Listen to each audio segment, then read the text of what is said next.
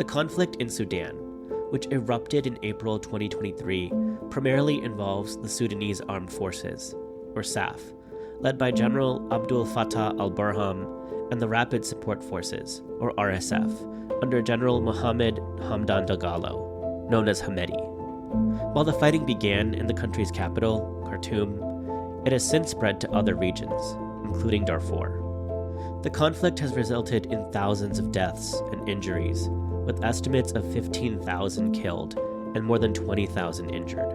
The humanitarian crisis is dire, with millions facing severe food shortages. Around 25 million people are in need of assistance. 8.1 million are internally displaced, and 2.9 million people have crossed the border since April 2023.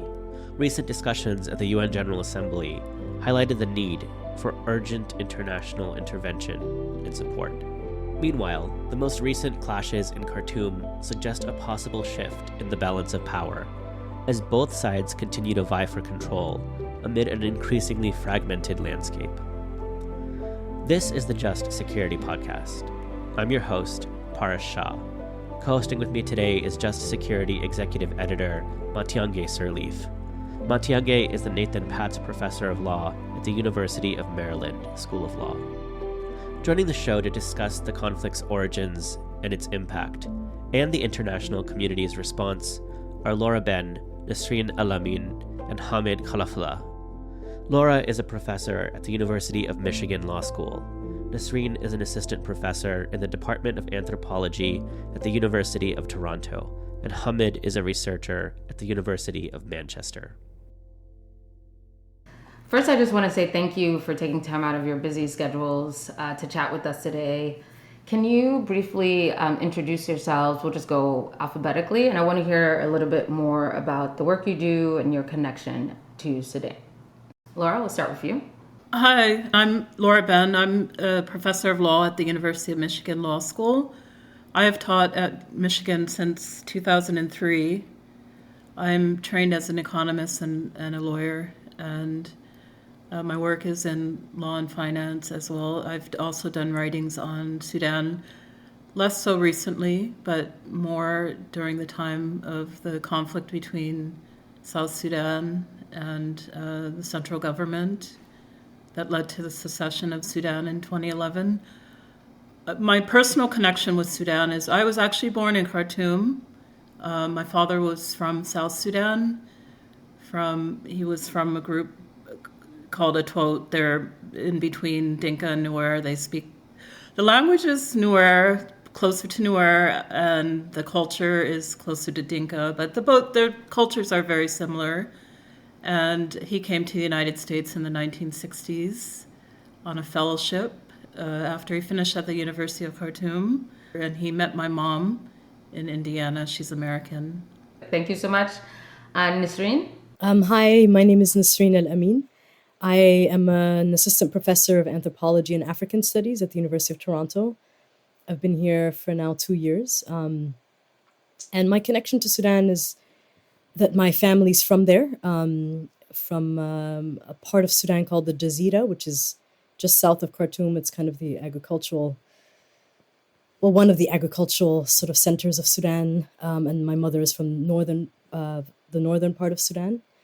And I've been doing my research, my PhD, my dissertation was on Saudi and Emirati land grabs in central Sudan and kind of community organizing and resistance to land dispossession.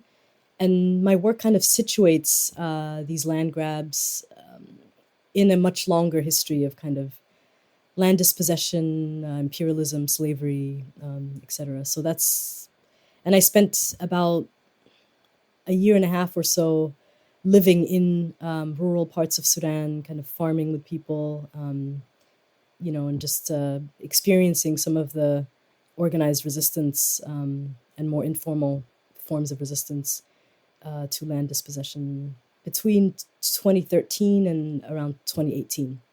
And I was in Sudan when the war broke out with my family. I was introducing my daughter to the family, and we were hoping to celebrate Eid there. So that's basically my connection to Sudan.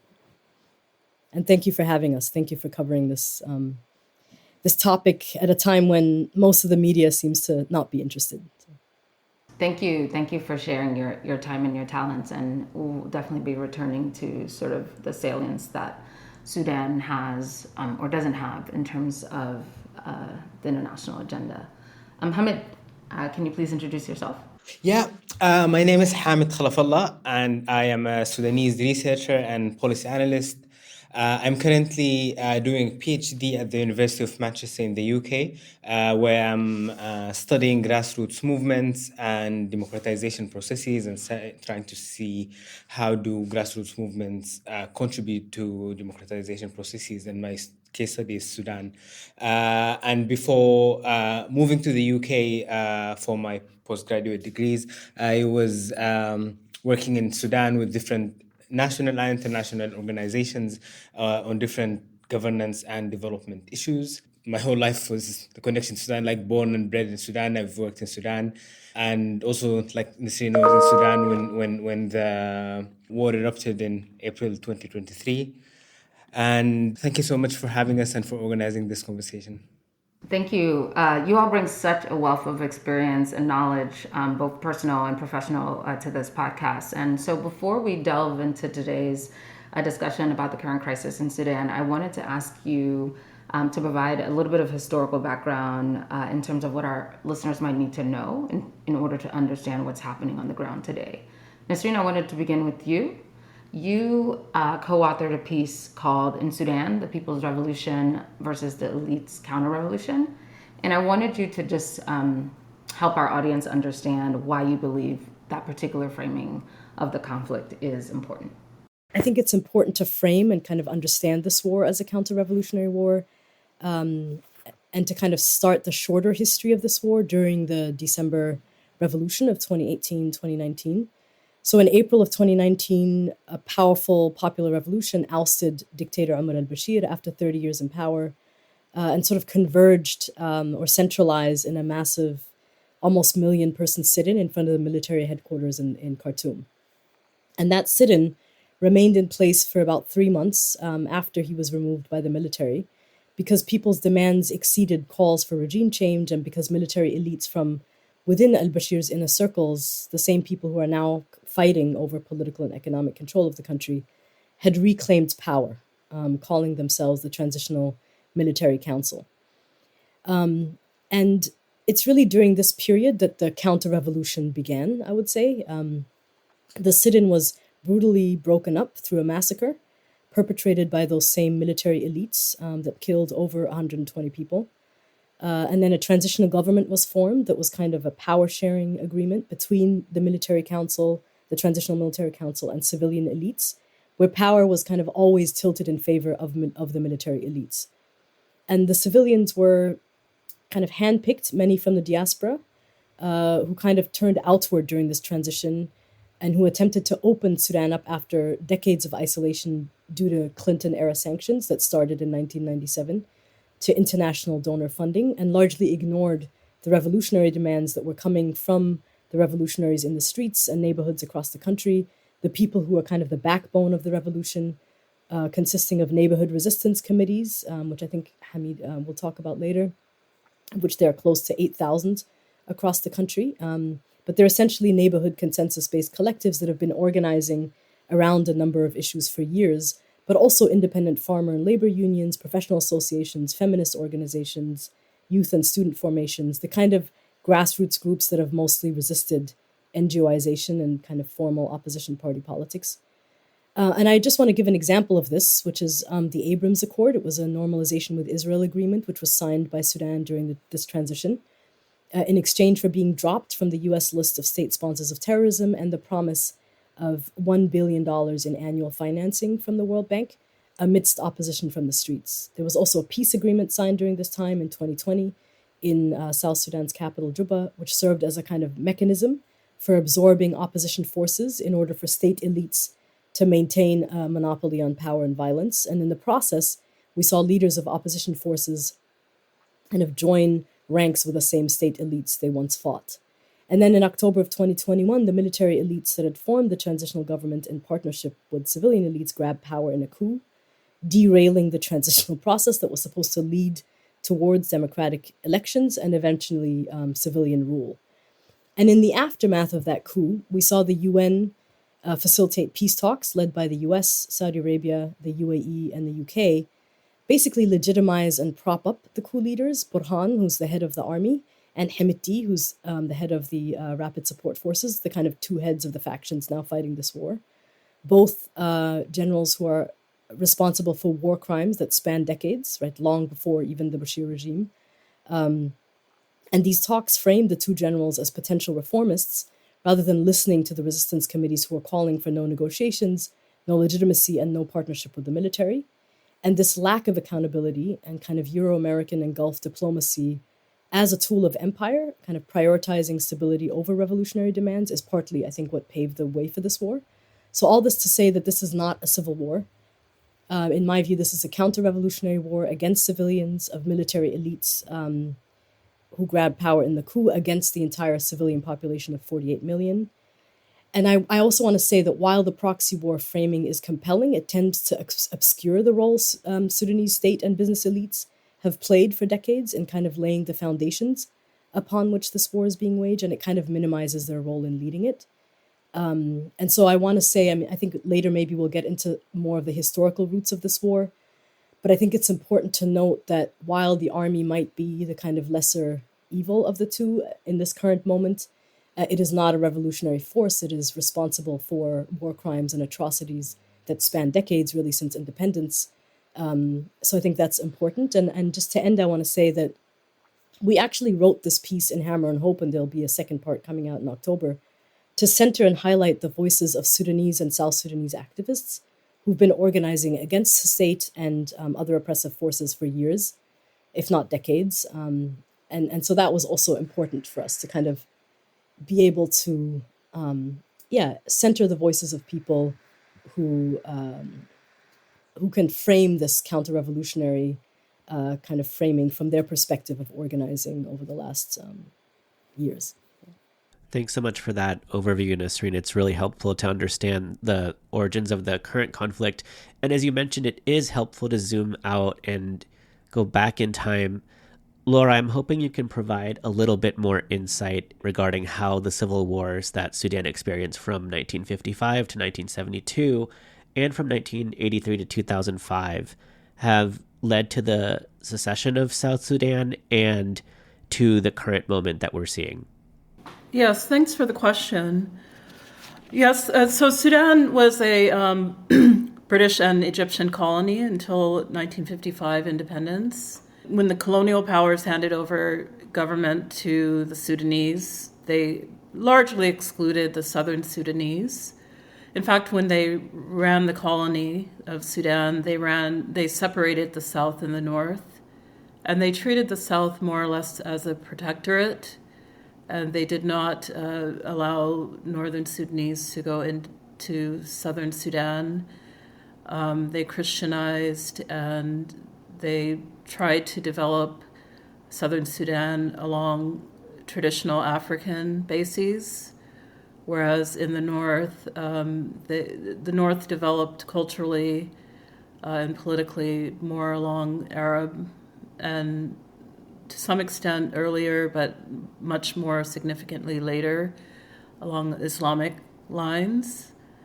And so you have the racial, the political, cultural distinctions between, this is a gross simplification, but you do have those distinctions between the northern and southern Sudan during colonization and after independence. The first civil war took place between 1955 and 1972. Jafar Numeri, actually, he was popular. He was the leader of Sudan at the time in 1972 when the peace agreement, Addis Ababa peace agreement, was signed between the warring parties of the South and the North. And Numeri that peace agreement, Addis Ababa peace agreement, actually granted South Sudan a degree of autonomy. And so it was favored in the South because they were always struggling for greater autonomy, greater self-determination. But there was resentment in the North because At the time that Numeri was allowing greater freedoms in South Sudan, he was stifling political expression and freedoms in North Sudan, and increasingly so because he ultimately aligned himself with the Islamic fundamentalists. And so the peace agreement became unpopular in the north by the traditional parties, not in the government, but the traditional parties, the UMA and the DUP. Ultimately, the peace agreement fell apart. Sudan went back to war. North and South Sudan went back to war in 1983. The rebellion was led by John Garang of South Sudan. And he ostensibly was fighting for a new Sudan, a Sudan where all ethnicities and races and gender would be equal in the nation state, and equal development of all regions, decentralization. That was a protracted war. It got very ugly. The Comprehensive Peace Agreement was signed in 2005, and that was where it was actually brokered by the Troika, which consists of the United Kingdom, Norway, and the United States. They brokered the Comprehensive Peace Agreement, which provided for a 6-year interim period.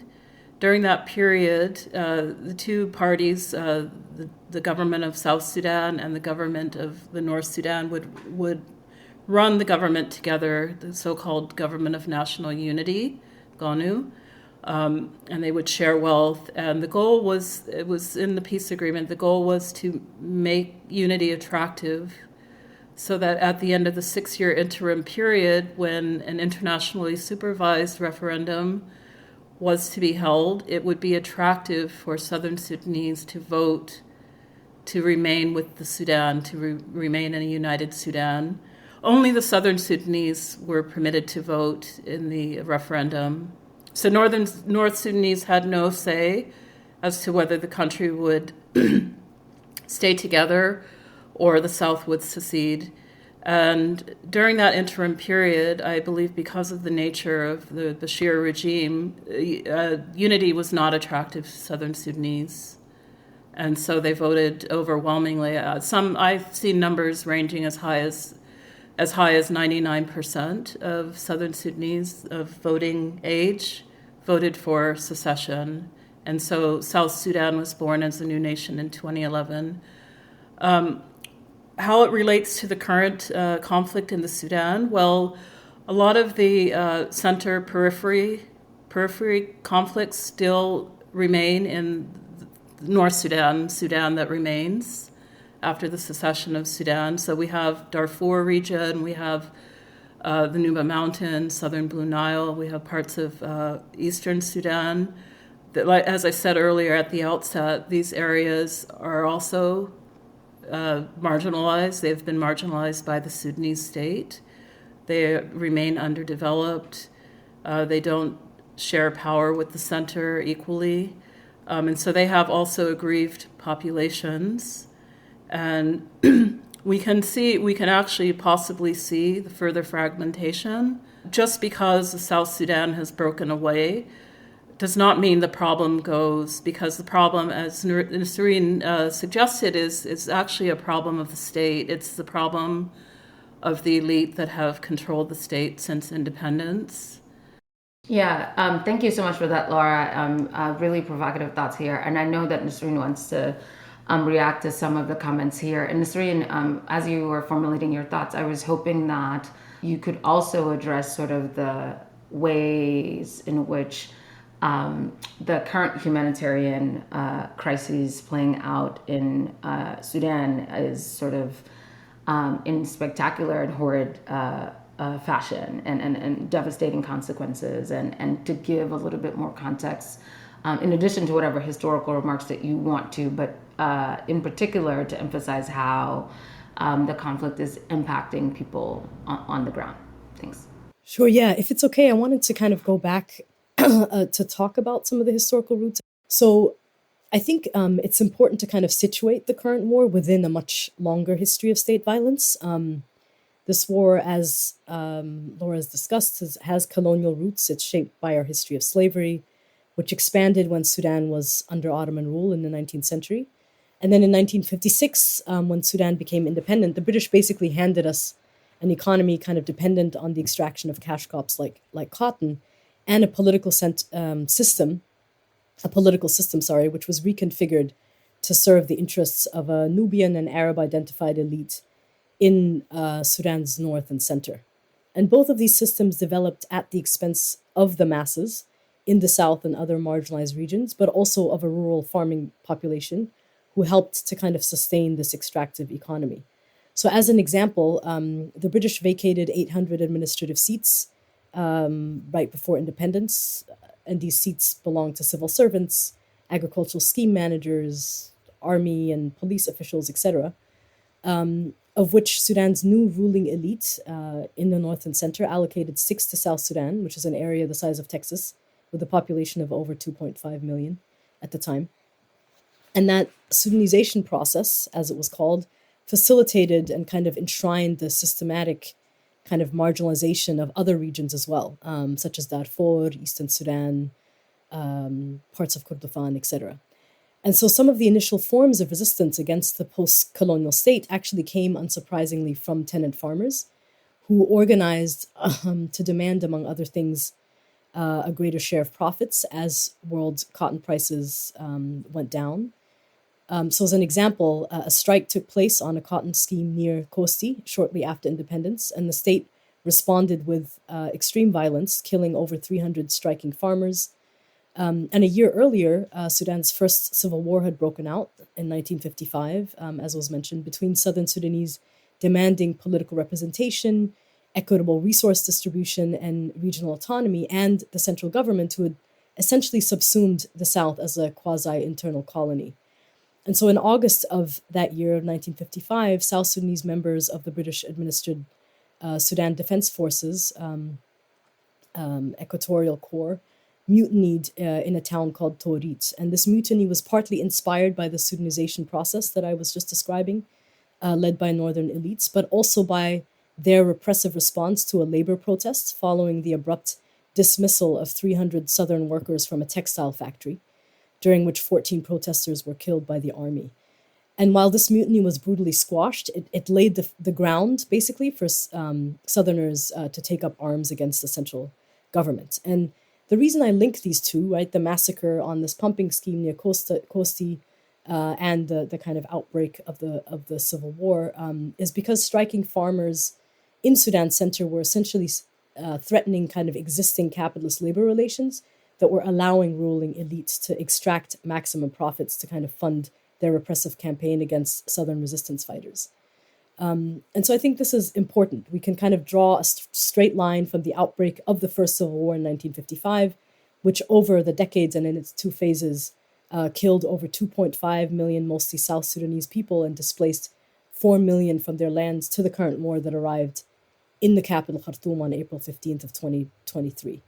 And since independence, really, but also certainly under the Numeri and al-Bashir regimes, we kind of saw the need to serve Sudanese elite interests by any means necessary manifest itself in the form of an ethno-nationalist, monocultural, kind of right-wing religious Islamist project being imposed on a multiracial, multilingual, multi-religious country in very violent ways. And we saw this play itself out in Darfur. Many of your listeners probably remember, where a state-sanctioned campaign of genocidal violence led by the Janjaweed, which later became the Rapid Support Forces, was carried out beginning in 2003, killing hundreds of thousands, wiping out entire villages of non-Arab farming communities, and displacing millions of civilians from resource-rich land, which kind of continues to be exploited to fuel this war.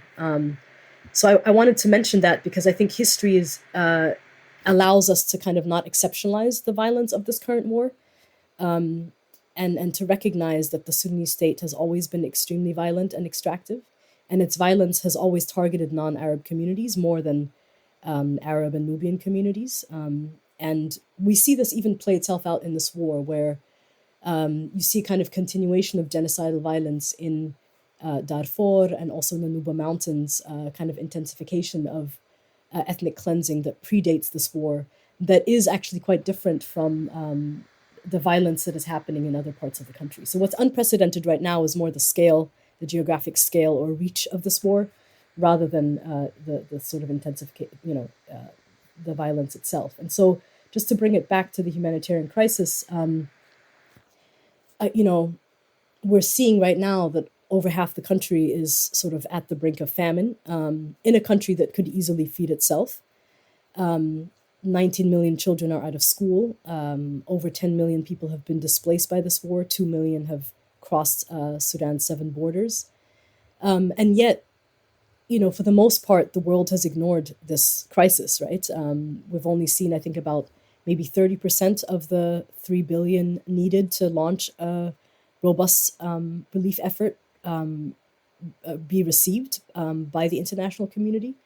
And we also haven't seen any refugee visas, for example, be issued by countries in the same way that they had been for Ukrainian refugees, for example. We're even dealing with countries that are receiving European Union funding to kind of ramp up their border, sort of externalized border security forces, actually deport Sudanese refugees from places like Tunisia and Egypt back to the war zones. So, it's as somebody who's most of my family is still in Sudan, part of what we're seeing is there's been a complete collapse of the healthcare system, and there are acute food shortages because both warring factions are obstructing aid, which means that even the money that we send home isn't necessarily doing much anymore. And as we all know, if you look at the history of Sudan's long wars that have claimed millions of lives, hunger and disease are often much deadlier than bullets. And so it's quite devastating to kind of watch what is happening and to feel like there's not so much we can do, which is why I'm a member of a collective here in Toronto called the Sudan Solidarity Collective. And we've been funding or supporting grassroots mutual aid networks on the ground called emergency response rooms, which maybe we'll talk a little bit more about later, but these are basically volunteers who are kind of at the front lines of the relief efforts on the ground, who are largely operating in the absence of a civilian state and in the absence of an international aid community, which, they're present, but not to the extent that you might expect given the kind of scale of the crisis. Yeah, thanks so much for those very important points, Nasreen. And as you highlight, really the scale of the human tragedy here is so vast. Hamed, Nasreen and Laura have both mentioned the role of civilian resistance committees, and I'm hoping you could help us understand how they're organized and how they're working, and what the diaspora community is doing and efforts outside of Sudan. Yeah, I think not only now after the war, but grassroots civilian groups in Sudan have been in a constant state of resistance since December 2018, when the revolution in Sudan started. And it's part of their narrative that we are in a continuous revolution. And this has always been the way they approach things and deal with things. So since 2018, December, when the revolution started, and the following political transition and so on, and then the military coup, and then the war and so on. So the context has changed quite a bit ever since December 2018. And accordingly, these grassroots groups, namely the resistance committees, have been changing the roles that they play in response to the change in the context. So from organizing protests and mobilizing citizens, managing service provision in their neighborhoods at time when the state was absent or when there was a shortage in specific goods and so on, to leading the COVID response actually, and also on top of that, their main political role in terms of producing political charters and outlining their visions for governing Sudan and so on. So they have been playing different roles, throughout the past 5-6 years, according to the context, and whenever things change, they play a different role. So when the war broke out a year and a half ago, they very quickly made this decision that we are going to survive together, or if we are to survive this, where it has to be by surviving together, and that we have to help each other, as communities and as civilian resistance groups and so on, by collaborating and working together. And obviously, this togetherness and this collective approach to survival in very, very difficult circumstances stems from the spirit of community that these grassroots groups have managed to build across communities ever since the revolution in 2018, 2019. But I think it also comes from a realization that no one is coming to save us. And, what also Nisreen was just mentioning about, the gap in humanitarian response and so on. I think they very early on saw that no one is coming to save us, so we have to save ourselves. And I think that's where all the organizing happened.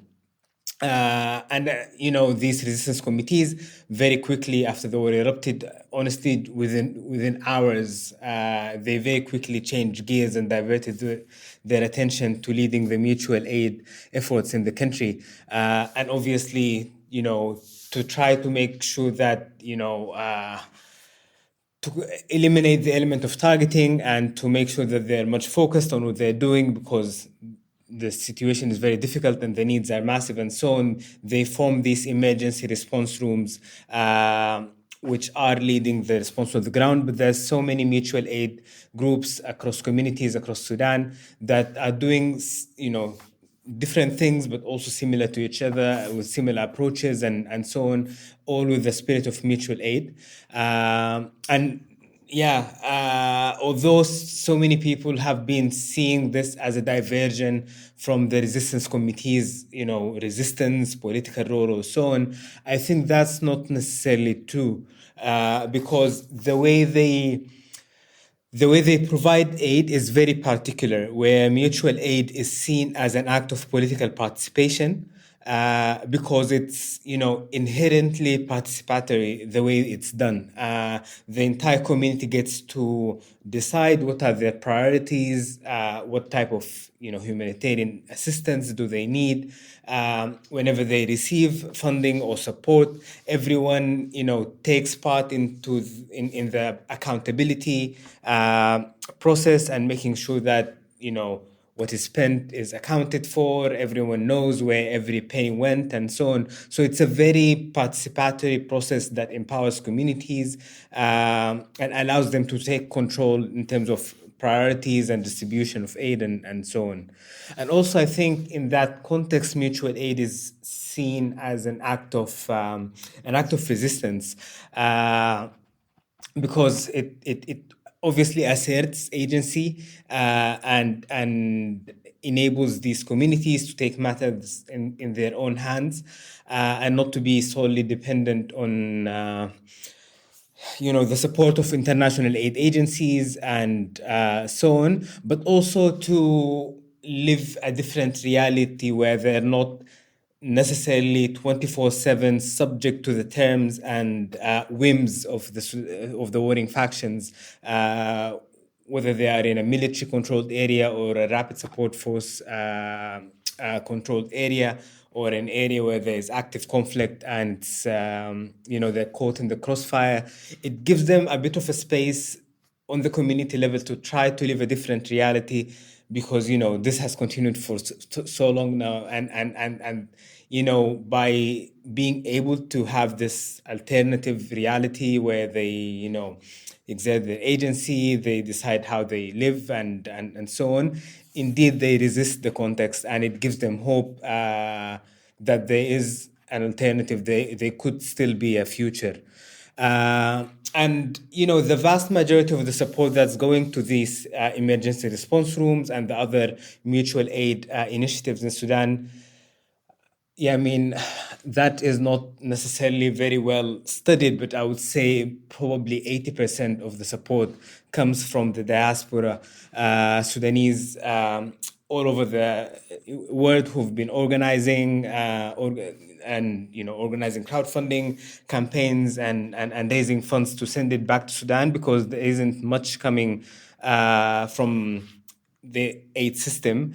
And even whatever comes from the international aid agencies and so on, because most of the funding sits within the United Nation agencies, who because of bureaucracy, because of this is the way they do things, and they're unable to, be agile and responsive and so on, find it very difficult to channel funding into such grassroots initiatives and so on. So most of the support comes from the diaspora, who have been for the past, year and a half. I know so many people who started, working double shifts just so that they can make more money, so that they can send it back to their families and communities on the ground.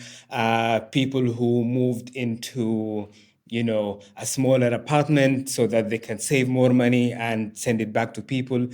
So this is really where most of the support is coming from the diaspora, who have been, cutting here and there to send back to families who are still in Sudan. Because I think, although we speak a lot about the displacement, the external displacement, and so on, and how people in new countries of displacement are struggling and so on, but I think we also forget that the vast majority of Sudanese people are still in Sudan and are still enduring these circumstances, and no one is necessarily supporting other than Sudanese diaspora. So, oh my goodness, thank you for that. And I'm stuck with the, we are the ones that will save ourselves line, because I think that it applies to so many things. And I think now, maybe Nasreen, I'll turn to you, because you had mentioned solidarity efforts earlier in your remarks. And so I wanted to see if you can pick up on the remarks around solidarity efforts that perhaps you are involved in, and what would you like to see in terms of increased solidarity efforts for Sudan, in addition to the amazing organizing that Sudanese have been organizing for themselves within Sudan and outside of Sudan. Sure, yeah. I'll just briefly kind of follow up on what was already said, but there are these mutual aid networks that there are, hundreds of them across the country right now. The ones that we're most familiar with are the emergency response rooms that kind of emerged out of the resistance committee structure. Many of its members are leading them.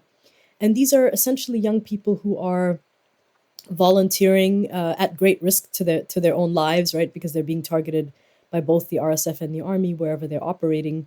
They're driving ambulances, they're organizing communal kitchens, ad hoc emergency clinics, right? Rape crisis centers. They're turning kind of defunct schools into shelters. They are organizing learning activities for the 19 million children that are out of school. And they're doing so with very little resources. Even the support we, provide, we've raised about maybe 300,000 over the last year, is really a drop in the bucket in terms of what is actually needed on the ground. But people make it work to the extent that they can. They allow this money to really stretch because they're volunteers, and because they kind of liaise with, pharmacy and store owners to kind of source food. We a lot of the money that we raise, we give it to these emergency response rooms and basically tell them, do with it what you think is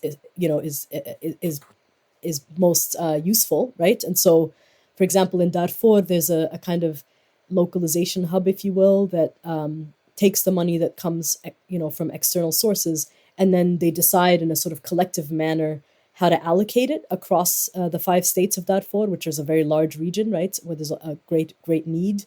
And so for us, I think one of the most important things as members of the diaspora is to provide this support without asking anything in return, really, and really trusting the people on the ground to know where it best needs to be used, right? And I think this, to some degree, also allows them to remain independent, right? To I think there is sort of political potential within these groups. They do have, I mean, a lot of the resistance committee members have a kind of idea of what it would take to get us back towards, sort of at least the path towards democratic elections. But I think, so for me, I think one of the main messages that I want to kind of share with listeners is if you can spare, $10 a month, it will go a long way. Instead of giving it to, say, a UN agency, right? You can give it to the Sudan Solidarity Collective. You can just go to sudansolidarity.com. And by giving us a monthly kind of donation, it allows us to sustain this work without having to kind of, and to give sort of support in a more sustained and regular way. Because a lot of the communal kitchens and kind of mutual aid networks have also had to shut down in the last couple of months because there's been a lack of funding and, food prices have gone up.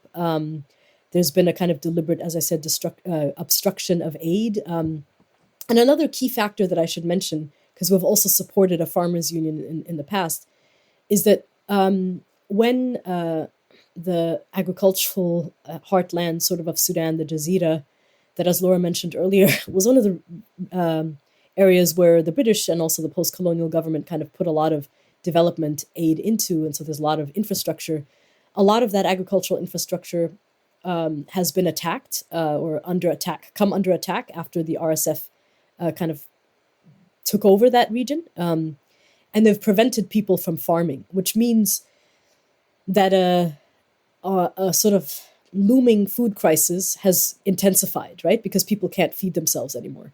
And I think that is important, is to figure out, these farmers have been organizing, they have a union, and they're asking for support to continue planting and to kind of, and they're saying, to the rest of the world, like, we can feed ourselves, we just need support, we need protection, and, essentially we can do this on our own. So I think these are kind of some of the lessons that I'm seeing coming out of this, is that what the mutual aid networks and unions are offering us is a kind of decolonized model of what aid should look like, really around the world. And it's kind of showing us that the current aid model doesn't work, that it's sort of obsolete, and that it also ends up, a lot of the money gets kind of caught up in its bureaucracy instead of actually going to the people that need it. So, Nisreen, thanks so much for that. I mean, you mentioned the vast role that Sudanese diaspora has been playing and the failures sort of the international aid apparatus generally. And so, Laura, I'm wondering whether you could comment on the role that you see the UN having, I guess, historically and currently in terms of conflict resolution.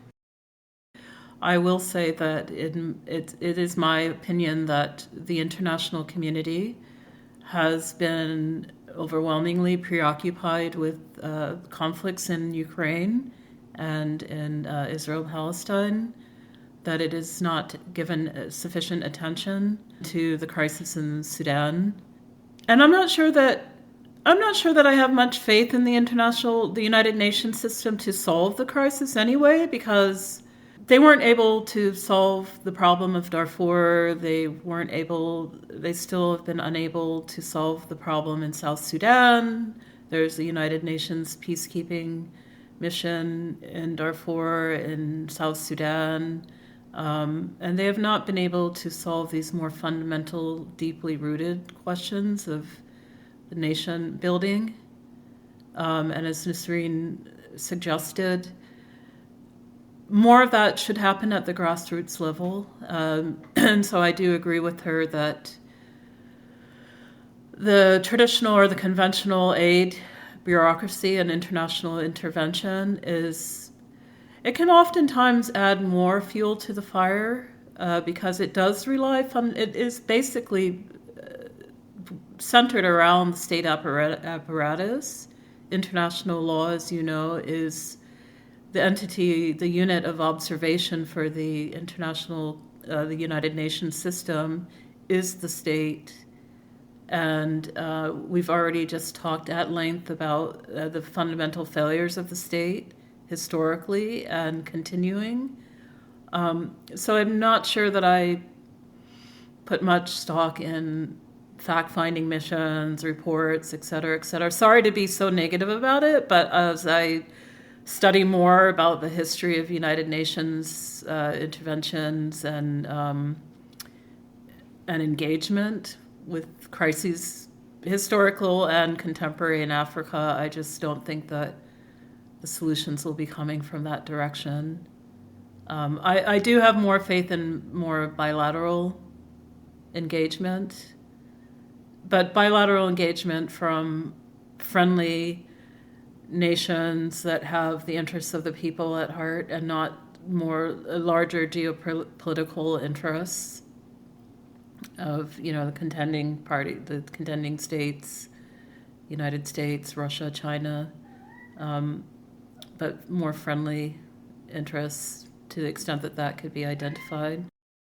I also wanted to talk about another organ of the United Nations, the Security Council, and it has passed a number of resolutions with respect to Sudan, including Security Council Resolution 2750 in September that extended sanctions against Sudan for an additional year. Will it make a difference on the ground? So, Sudan has been under sanctions for almost 3 decades under the regime of Omar al-Bashir. And that did nothing but strengthen the regime of Omar al-Bashir, actually, and allow that regime to, establish relations with, if the US and the UK and the EU and are not talking to Bashir, he would find new allies and talk to them and establish these new links. So I think in that sense, sanctions are not necessarily useful. However, I think what's useful in the current context is targeted sanctions that target specific, we have seen sanctions that were targeting economic institutions of the military and of the rapid support forces. Some of these sanctions were, rather useless because they were targeting institutions that had no connections outside Sudan whatsoever, particularly on the South side. And it served nothing but obviously send a political message. But on the RSF side, obviously a lot of their work and economy is tied with regional and international actors. So in that sense, these targeted sanctions towards economic and military institutions, but also individuals. So, for instance, sanctions from the US that targeted Abdel Dagalo, the brother of Hemedti, the leader of the Rapid Support Forces, have actually, made Abdel engage with the US, and he kept on calling officials, the US, and trying to get his name off the list. So it kind of forced him or encouraged him, if you will, to engage more openly with the US. But the problem is these sanctions were rolled out in a vacuum. There wasn't a strategy, a comprehensive process where you would see how you can use the leverage that you would get from sanctions, because sanctions in themselves are not necessarily as useful, but they obviously generate some leverage that you could use into a political process, into a peace process, to end the war and so on. So having sanctions just for the sake of having sanctions and to say that states states or institutions are doing what they're supposed to do and so on is useless. It has to be part of a comprehensive strategy, so that whatever leverage comes from sanctions can be used meaningfully and constructively to end the war and bring peace. Otherwise, it's not really helpful. Thanks. I actually just wanted to follow up with you, Hamed, if I could just, can you talk a little bit about whether there are states that are sort of making the situation worse on the ground in the conflict, and if you could just expand? Yes, there are definitely many states that are making the situation worse on the ground. But obviously, the United Arab Emirates, wins the medal for that, and being the most destructive on the ground by supported the rapid support forces. Obviously, like as Nisreen mentioned earlier, the element of a proxy war is or the dimension of a proxy war in Sudan is quite compelling, but it must be understood as one of the narratives and one of the things that are happening in Sudan. There is a dimension that is definitely a proxy of a proxy war, but there are so many other internal and elements and dimensions to this ongoing war. Above all, it's a counter-revolutionary war, as Nisreen mentioned earlier.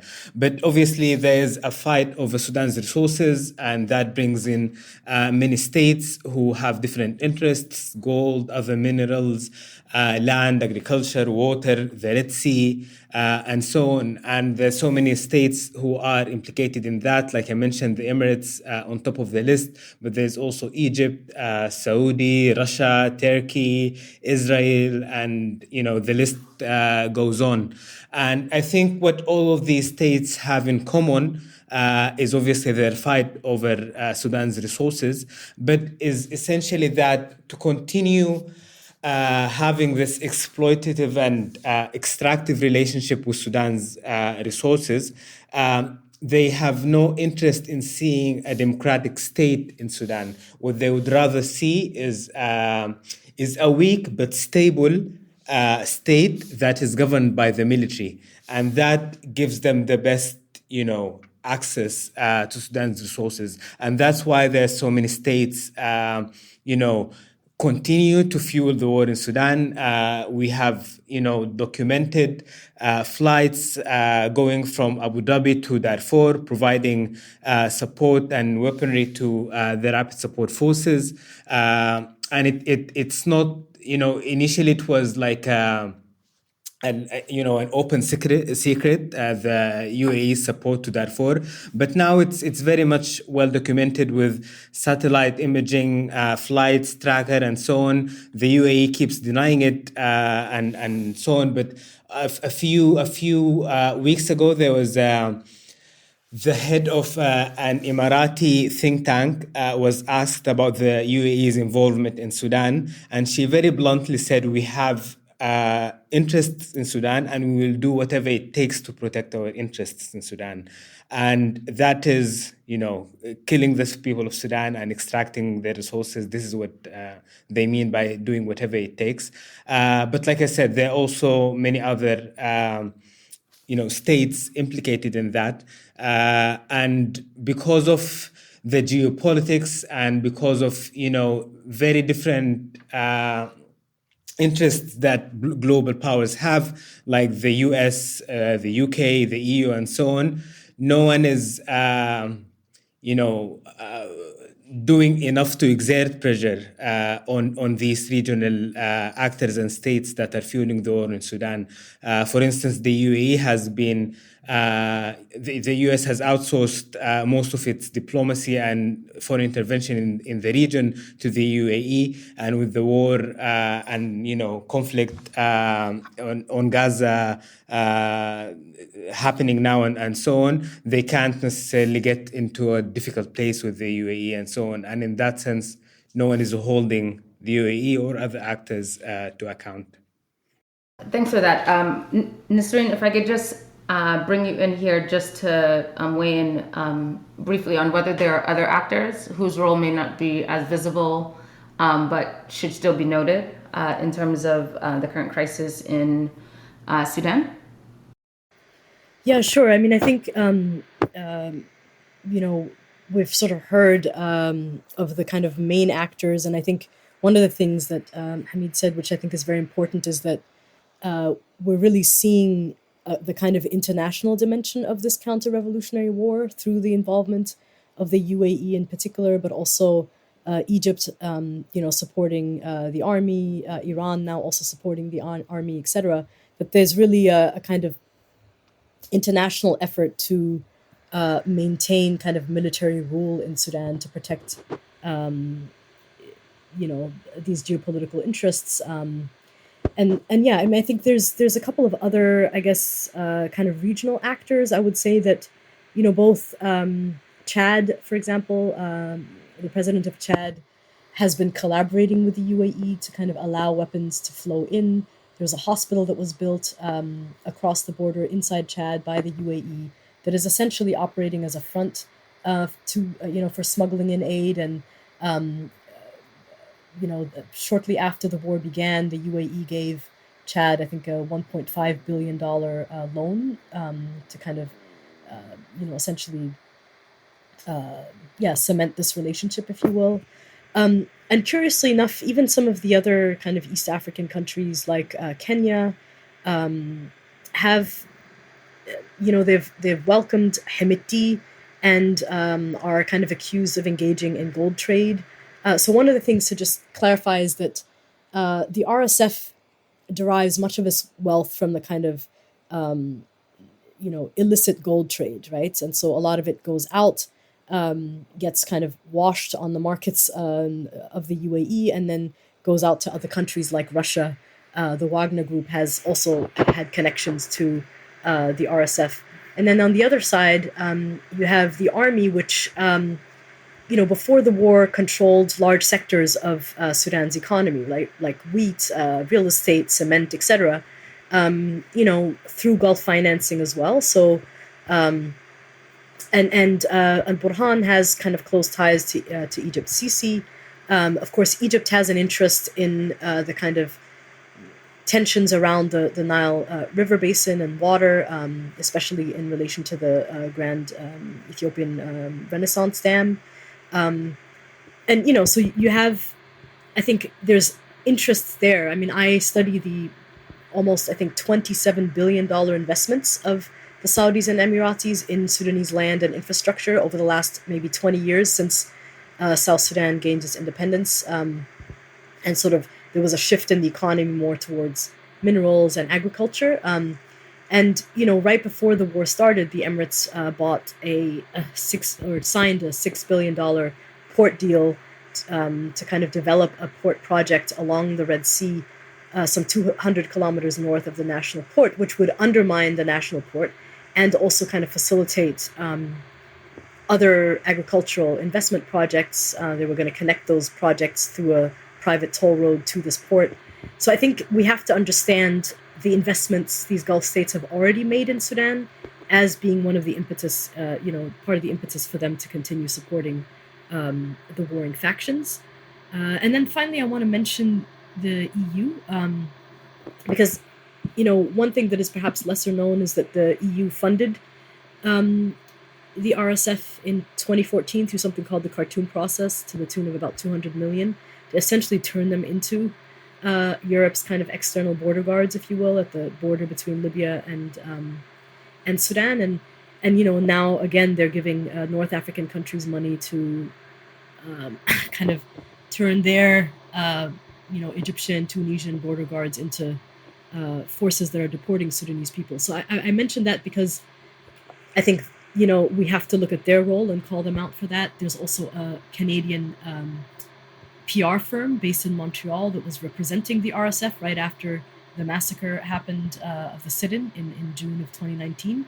And they are really responsible for cementing the relationship between the RSF, Russia, and the UAE. And the UAE has used its own funding to kind of get a lot of the East African countries in the region on their side as well. So I think that's something that we need to also be watching, is to look at how, like Hemedti and al-Burhan are being received in those countries, who is backing who, as a result of the kind of, loans and other kinds of, financing that the UAE is offering regional actors. Hamid and Nasreen, thanks for that overview of the various international components of the conflict. Laura, I also wanted to talk about South Sudan and how it fits into this picture as well. Sure. Just briefly, because I think there was a great overview of the international dimensions, and now that South Sudan is a fully independent country, it should also be considered in the international dimensions of the conflict. For the most part, as far as I can tell, South Sudan has tried to maintain neutrality between the warring factions, the RSF and the SAF. If there is a bias, I would guess that the state, South Sudan government, is probably leaning more favorable toward the SAF, the Sudanese government, because of the historical ties. They were part of the government of national unity before secession, and so they're personal as well as institutional ties between the Sudan Armed Forces and the government of South Sudan. But like I said, they've tried to maintain neutrality. And it's a very delicate, South Sudan itself is in a precarious situation because it also faces ethnic divisions. And it's a very fragile post-conflict state itself.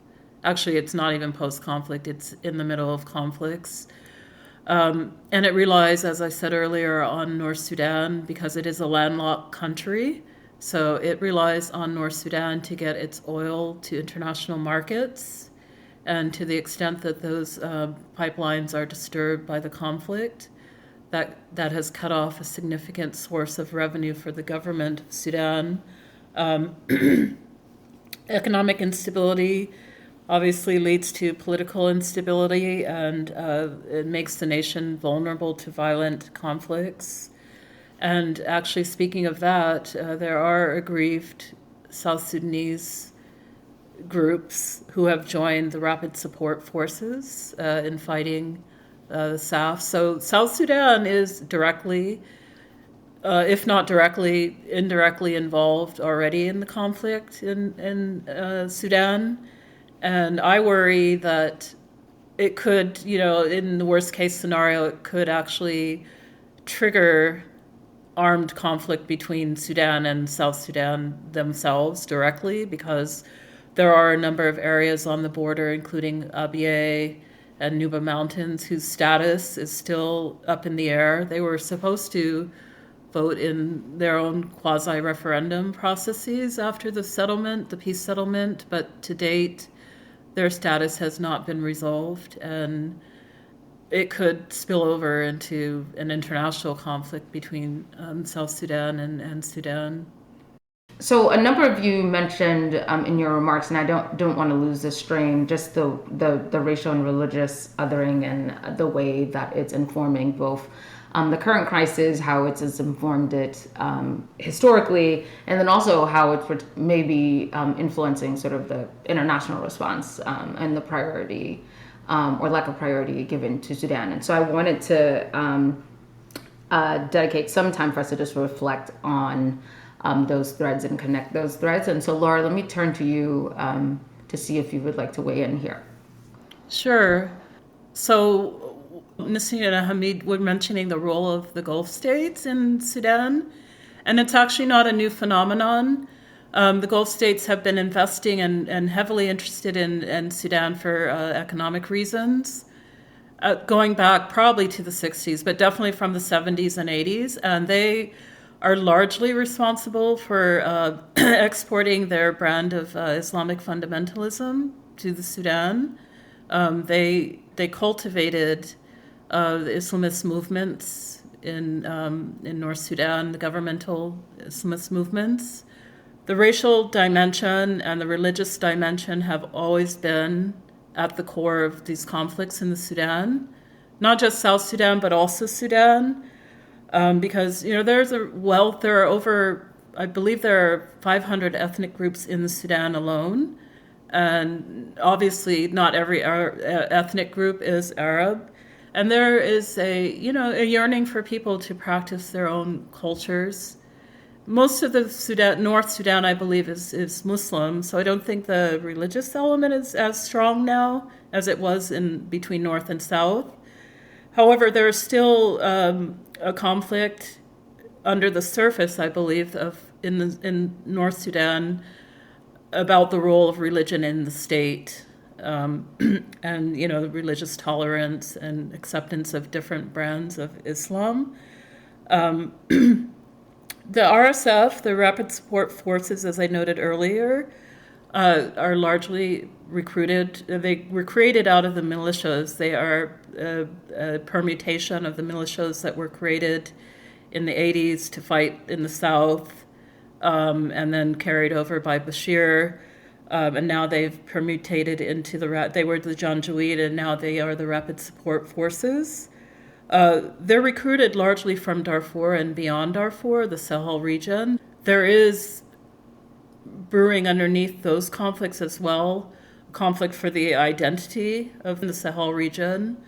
And so ethnicity does play a role, although some experts will deny the role of ethnicity, and basically chalk the conflict in Sudan up to a mere power struggle between these two competing factions. But if you look at the populations who have been disproportionately affected by this conflict in Sudan, it is actually the marginalized that are disproportionately affected. The Africans, the indigenous African groups in Darfur and in Kordofan, they have been disproportionately impacted. And I have heard some video testimony of victims in Darfur that specifically attest to the fact that they were singled out by RSF or even SAF for their ethnicity. They were singled out for violence because of their racial identities.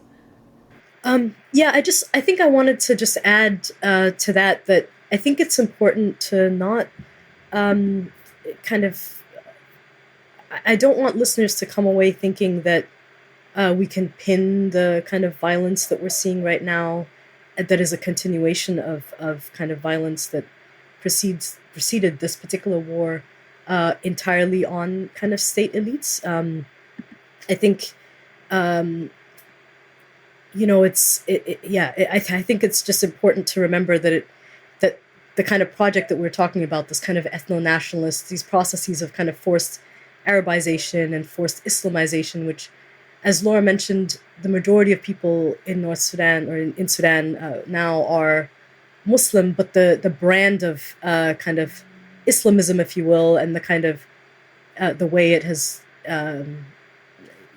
is being used by the state, it has been quite violent, even in relation to Muslim communities. And so I want to make sure that listeners know that this whole project required buy-in from ordinary people as well, who kind of oiled the racist propaganda machine that legitimized and facilitated these processes.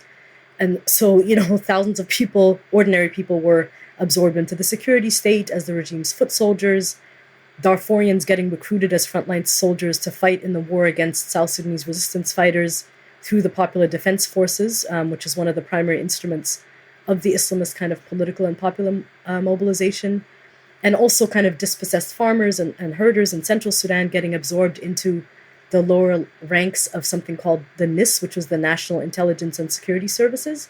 And they were known for kind of raids and violent crackdowns on protesters and dissidents.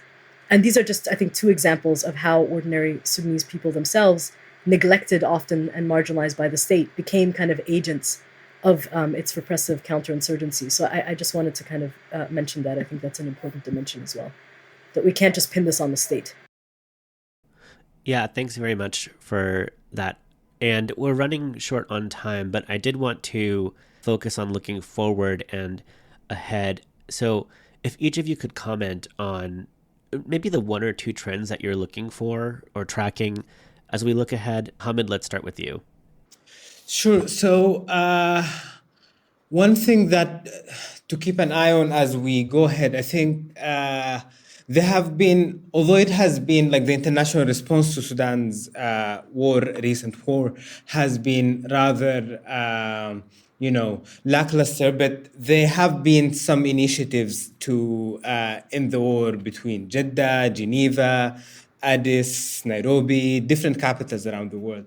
But I think what is problematic is that, the whole design and the approach to traditional peacemaking, where you bring the warring factions to agree on a peace deal, and then you think that is rather problematic. But I think in this current Sudanese situation in particular, the conditions and the incentives to end the war on the ground are not there. So chasing a ceasefire agreement is not going to end the fighting, is not going to deliver peace in any way. And as such, there is a pressing priority to explore civilian protection options, which the international community has been avoiding because it's expensive, essentially.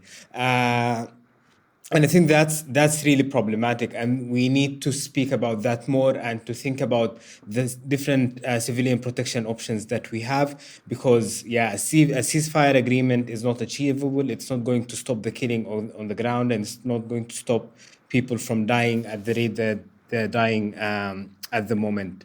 The other thing is that, the situation where international engagement, particularly on governments and states and multilateral institutions side, with crises in Sudan, and the way it is, this problematic type of engagement is not a new also phenomenon. It has it's a repetition of what has been happening, at least in the very recent history after the revolution, where as Nasreen mentioned earlier, they don't listen to the people on the ground who've been saying, don't trust the military, we don't want negotiations or partnership with military leaders and so on. And such things, there are so many examples of where grassroots groups, civilian groups, have been asking for particular things, and the international community goes on and does the complete opposite, and then we end up in such similar situations. So I think as we move forward, if the international community, states, multilateral institutions are really serious about pursuing an end to Sudan's war, they need to start listening to the people and to get solutions from the people and not repeat past mistakes. Thanks. And Laura, do you have any thoughts on looking forward? I'm interested in several things, but I guess two that stand out to me are, one is the role of South Sudan possibly broke. I mean, it would be the irony of all ironies, but if Sudan could play a larger role in bringing peace to Sudan, because we did fail, the two nations did fail in building a new Sudan, but this could be sort of a part two of that story in a way, to the extent that South Sudan can help broker peace in Sudan. Because, I mean, arguably, of all the international players, South Sudanese are the most intimately familiar with the Sudan, having been part of the same nation. And many South Sudanese did live in Sudan during the war. Many repatriated after the peace agreement and secession. But there is an intimate familiarity and perhaps an understanding of the commonalities and the shared challenges of nation building. And of course it could go the other way too, that that Sudanese can help Sudan broker peace. When I say that, I mean people to people at the grassroots level, because obviously the governments themselves are quite compromised. So that's one thing that I think would be interesting. And the second one would be, there are many more, including humanitarian concerns, but limited of time. The second one would be, I'm worried, and I think it should be watched closely. This goes to an earlier question on the potential further fragmentation of the Sudan, because at the bottom line is that it was the boundaries, like all of African nations were created by the colonial powers, and they are arbitrary, and they have put together people who historically did not necessarily live together in political formations in states. In particular, Darfur was an independent sultanate for hundreds of years until the early 20th century, actually. And I think there's always pressure brewing for Darfur, maybe that it might branch into a different state. In fact, the RSF, on my understanding, the RSF controls all of Darfur except for the capital. And then further fragmentation can happen possibly in Kordofan with the Nuba Mountains and other so-called peripheral areas of the Sudan. So I think that's something to be watched too, the possible further fragmentation of the Sudan. Thanks for that. And Nasreen? Yeah, I think maybe to end on a sort of more hopeful note than I've been able to convey so far. I think one of the things that certainly the mutual aid networks that we've been in touch with on the ground have shown us is that people in Sudan are perfectly capable of running a country without a state on some level, right? Like there are, before the war, there were about 8,000 resistance committees across the country, not only in cities, but also in kind of more rural towns and who were organizing at the neighborhood level, taking care of people. And while they shouldn't have to do that, I do think it shows us something about the kind of violence of the post-colonial Sudanese state and how it really needs to be dismantled. I think the revolution was starting to do that. And I think on the flip side also, to me, I don't think Sudan needs saving. I think we need the sort of negative external forms of intervention to stop, right? If the UAE were to stop arming the RSF tomorrow, things on the ground would look very different. And, if they would stop kind of exploiting our gold in exchange for weapons, and if the international community would leverage some of its power, to perhaps stop arms sales to the UAE until they do that, right? I think that's maybe what would get us a little bit closer towards a resolution here. And they're not doing that. And so for me, I think I would eventually like to see sort of hands-off Sudan. As Laura mentioned, the Gulf states have been involved in meddling in Sudanese politics since the 70s or even before, and we've always been the sort of like the solution to their oil crises and whatever else they're dealing with, right? Now that they're sort of looking more towards a post-oil economy, Sudan has become one of the ways that they're thinking of kind of, they're using Sudan to rebrand themselves in that sense, right? And so I think I want hands-off Sudan, essentially, and I want us to put the power in the hands of the people and to let them, using their blueprints, really determine the future of Sudan. And one thing that's kind of, just as an example, curious to me is there is a U.S. special envoy to Sudan who apparently went to Port Sudan, to the airport, and never left the airport, right? Met with military elites at the airport. And my question is, why even have a special envoy if you're not able to actually go and talk to ordinary people? This is a war against civilians, and you should talk to the civilians on the ground and ask them what the solutions are. And that's not being done, right? We're continuing to sort of reproduce elite answers to questions that need to be answered by ordinary people on the ground who are carrying the burden of the relief effort right now. I just wanted to thank you all for sharing your expertise with us today and to help us and our audience to continue to keep eyes on Sudan. There are so many different crises that seem to be capturing the political attention and imagination of the world right now. And it's important for us to continue to surface both the history of Sudan as well as the nature of the different dimensions of the current crises, and to thinking about what solidarity means for supporting people on the ground in this time. So thank you for your time and your talents. It means more than you know. Yeah, thank you so much to each of you, and we'll be tracking all these different dimensions of the conflict at Just Security. Thanks again. Thank you for having us. Thank you. Thank you, everyone.